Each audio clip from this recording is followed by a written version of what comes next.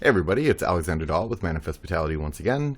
So I have another interview ready to go. We'll go ahead and get straight into that one. There's more on the way, so just keep hanging in there. All right, bye. All right, so I'm currently on the phone with Jacob. He's another one of the musicians that reached out about the current interview series.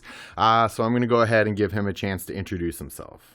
Hey, I'm Jacob Zuko. I'm a singer-songwriter based in Los Angeles, California, and I make indie, I guess you could say like jazz, rock, pop music. I've recently released a single that's a disco song called "Leave Me Alone."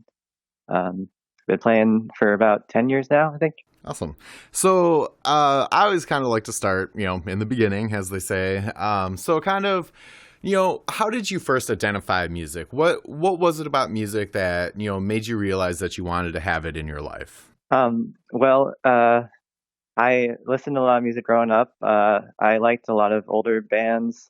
My parents were into the Beatles and Jackson Brown, the Eagles, classic rock stuff. And I actually, when I was a kid, when I was a teenager, I thought I was gonna be an illustrator for comic books. I was really into comic books, and Mhm. every time I would draw, I would listen to music, and it was kind of my like happy space. And so I eventually got really into music. My dad played guitar kind of casually, and so I always wanted one.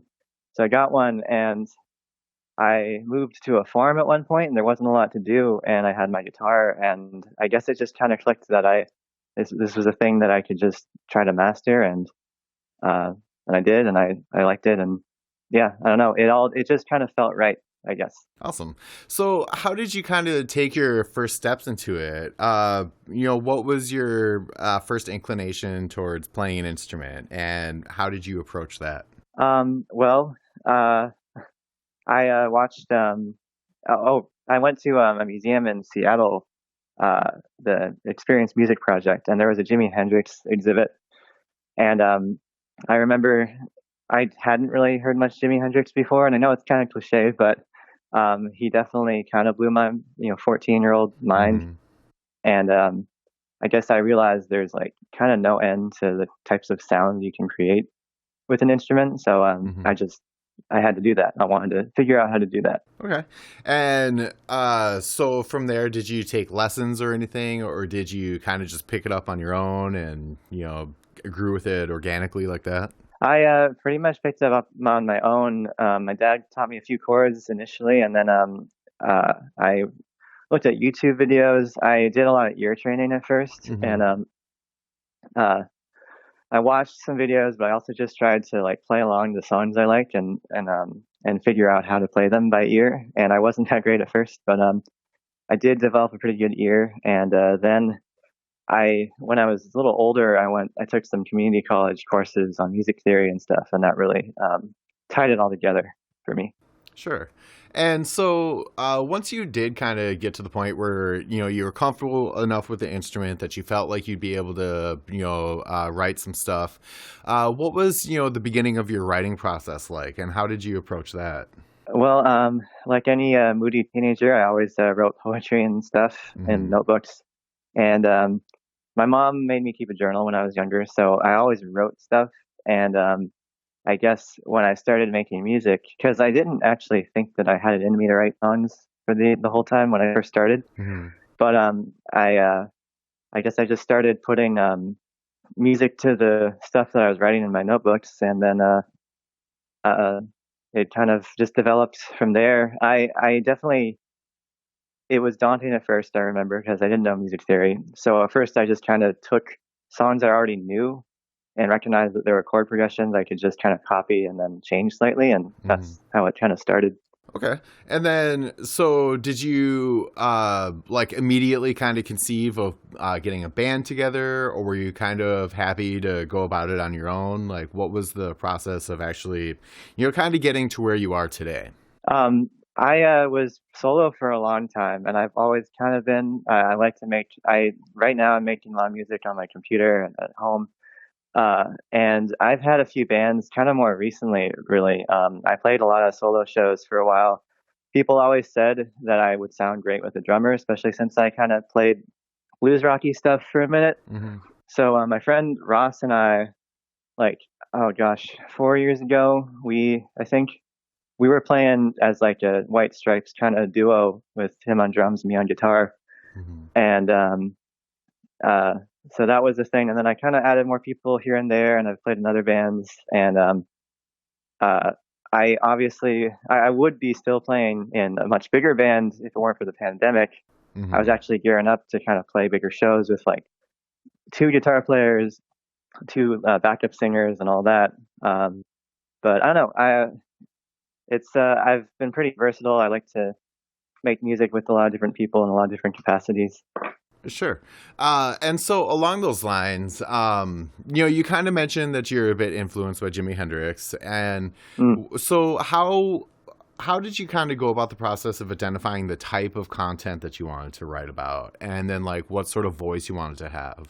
Um, I guess uh, I guess in the beginning, I uh, I played the stuff that I was good at that I listened to because yeah, I listened to Jimi Hendrix, like Eric Clapton and that stuff. That was what kind of got me going, and so that's kind of where the blues rock thing developed.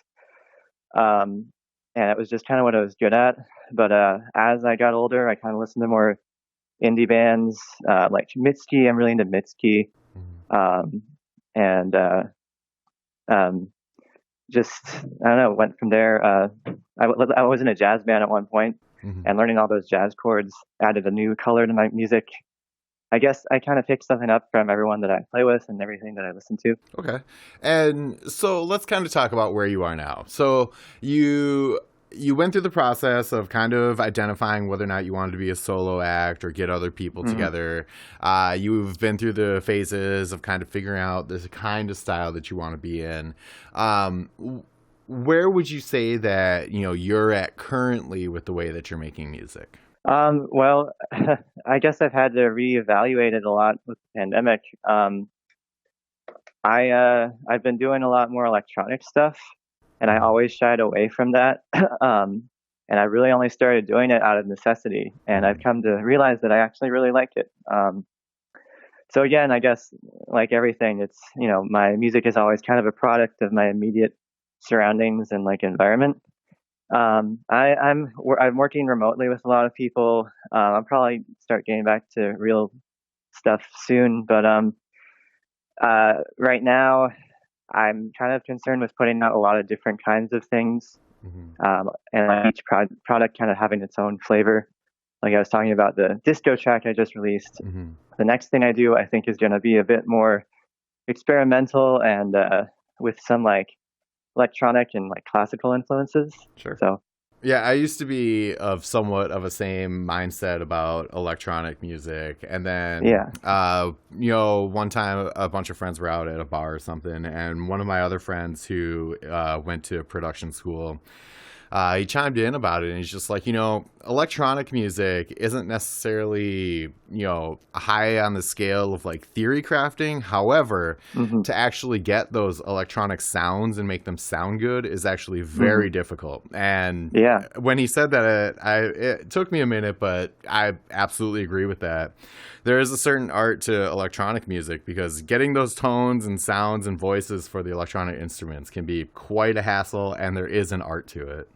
Oh yeah, it's I guess I'm thinking in terms of sound more now, and which is really freeing and cool because it's not like, oh, this it has to be this instrument and this, and I don't know, it's freeing. It's interesting. It's a whole new world, and Hmm. yeah, Yeah, it's definitely. exciting. So, what are some really important events that have happened to you surrounding music? Like something that has always kind of stuck with you and kind of has either impacted you negatively or positively to make you kind of like really feel that you're where you're supposed to be. Well, I guess one thing that was big at the time was I played the Whiskey a Go Go in Hollywood, which was it was my dream for a long time, and it was great. I mean, a lot of my friends came out. I met some people, and then the next day I went. I was in college. I went to class. Hmm. I went to work. It was all kind of nothing had really changed, and I guess that taught me that uh, it can mean something and it should mean something, but there's no one gig or thing that's gonna like uh, open up your world or like make you famous or whatever. And Hmm. you kind of just have to take your own uh, enjoyment out of everything you do and do it because you enjoy it. So that was eye opening. I guess it was uh, a little bit of a wake up call, if you want to call it that. Uh, I also I remember I played this one show. I played lead guitar with a friend of mine, Ashley Keene, Mm-hmm. at a Hotel Cafe in California a couple of years ago, and it was a sold out show. And I just kind of remember thinking that it was just a real good time, and that whoever I was playing with and whatever I was playing, I was just happy to be playing it. Mm-hmm. So that's another thing I kind of take to heart is I like to play with whoever, whenever, just as long as I'm doing it. Sure. Yeah. There's always, a beneficial dynamic there when you're actually able to play live with another person or a group of people. Yeah, it's definitely hard right now. Yeah. On that note, you did kind of mention that you're doing some collaboration stuff. One of the things that I always like to bring up whenever, I'm having these discussions and people are talking about online collaborations is Hmm. there's a subreddit called Bedroom Bands where it's basically just like a group of musicians that are all kind of collaborating on, whatever music they put out there. Hmm. And it's a really cool way for, musicians to just participate with each other on that, internet collaborative level. Oh, cool. Yeah, I'll have to check that out. So where's some links and stuff where people can click and listen to your things? You can find me if you look up Jacob Zuko, Jacob Jacob, Zuko Zuko. If you look that up online, you'll get. I'm the only one as of right now, and I'm trying to keep it that way.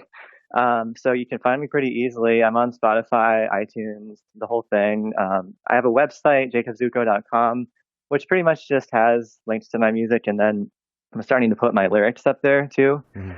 Um, yeah, Instagram's probably where I'm active the most. So my Instagram handle is just Jacob Zuko, one word. So Excellent. And then I always like to give the person I'm interviewing the opportunity to give out their last words. So just a message that you feel kind of resonates with you.